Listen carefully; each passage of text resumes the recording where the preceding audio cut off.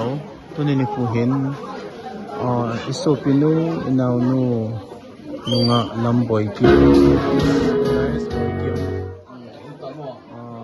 zani ni puna tilung kikoy doin tu ni puhin awung mitro do sin amagal na in akona beng ho in isal ni na program na ipibin chehin upa borit ram ngak moi to kakachiin to he malan sa ading hi Lekam.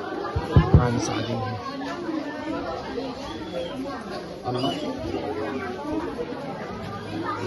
Upi ho anne lai ta hi Tui khang len.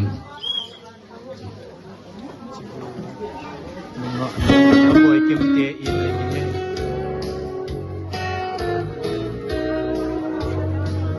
Hello.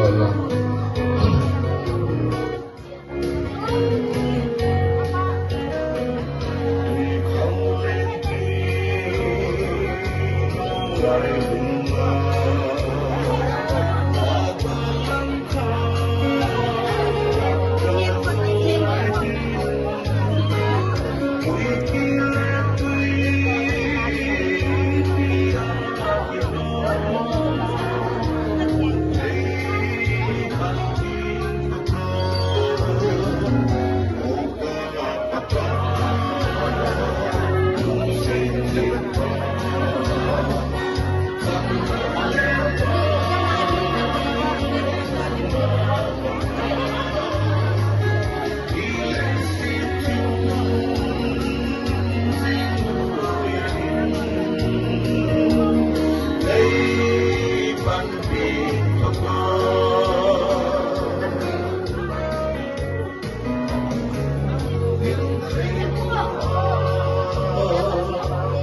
subscribe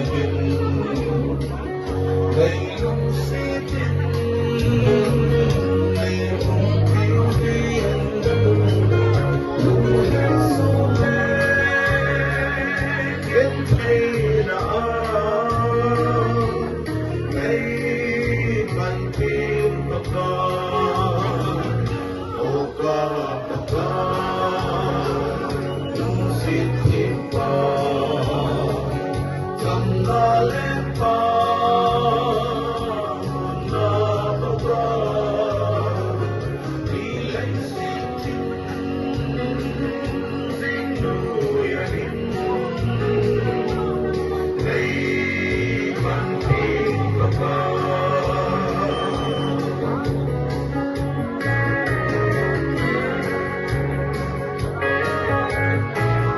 Ghiền Mì Gõ để không bỏ lỡ những video hấp dẫn.